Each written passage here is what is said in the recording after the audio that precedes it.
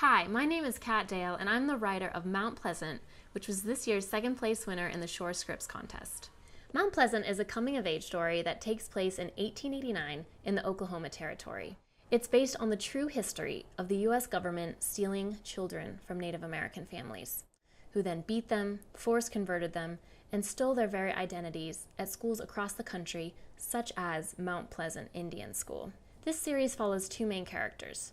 The first is Lola, who's a 16-year-old Comanche girl who lives on the Fort Sill Reservation. When her brother doesn't return after 10 long years at being at Mount Pleasant Indian School, she decides to steal a horse, run away from the reservation, risking her life, so she can find out what happened to him.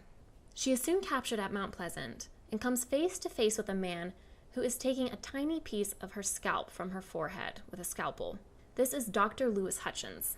Unbeknownst to her, he's on a twisted quest for revenge. Each child that passes through Mount Pleasant has to pay the toll. He takes a tiny piece of their scalp, trying to recreate his own head of hair as payment for the sins of their fathers. As Lola continues the search for her brother, she finds new horrors around every corner. Nothing captures this more than the scene when Lola stumbles upon a collection of photographs. On one side are photographs of each and every child that passed through Mount Pleasant, dressed as they came. On the other, they are transformed, completely unrecognizable. In fact, they look white. Mount Pleasant is the story of a war between the Old West and the New, all through the eyes of one determined girl. I want to thank Shore Scripts for this amazing opportunity. They're supporting emerging writers, but also diverse writers and diverse stories, which I think is so important in today's media.